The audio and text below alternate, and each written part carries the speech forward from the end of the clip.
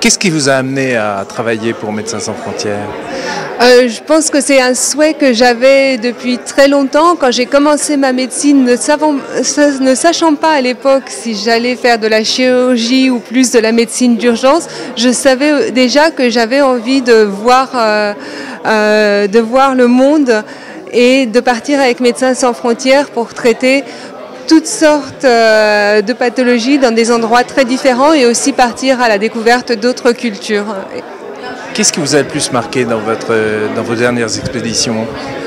Je savais que ça allait être enrichissant et je pense que j'ai été surprise à quel point finalement cet enrichissement est grand et au point de vue bien sûr personnel, culturel, voir les autres façons de penser, apprendre un peu quelques mots dans une autre langue, mais aussi médicalement. J'ai travaillé avec des chirurgiens extraordinaires en République démocratique du Congo, par exemple, où j'ai appris des tas de choses avec des infirmiers qui ont partagé leur expérience. Et cet échange, c'est quelque chose que je pouvais peut-être espérer avant, mais qui a fait vraiment toute la beauté et tout l'enrichissement de cette expérience. Est-ce que vous pouvez nous faire part un petit peu de votre expérience sur le terrain et ce que ça vous a apporté?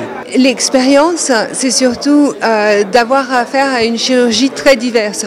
Aujourd'hui, en France, la spécialité il n'y a plus de chirurgien, ça n'existe plus la chirurgie générale. On fait du viscéral, de l'ortho, etc. Par contre, partir avec Médecins sans frontières, ça veut dire faire un peu de tout. Jamais des choses très très spécialisées, mais savoir aussi bien ouvrir un abdomen que faire une césarienne, que traiter une fracture. Et ça, c'est très enrichissant. C'est une diversité qui est très agréable en fait pour un chirurgien de pouvoir toucher un peu à tout. C'est aussi faire face à des pathologies qu'on ne va pas voir en Europe. Les maladies tropicales qui peuvent avoir des complications chirurgicales comme les perforations typhiques.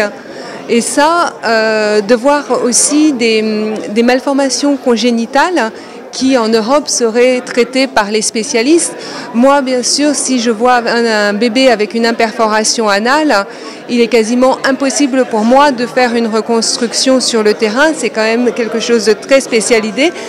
Mais je peux faire en sorte que ce bébé survive le temps de pouvoir trouver un endroit où il aura une chirurgie adaptée.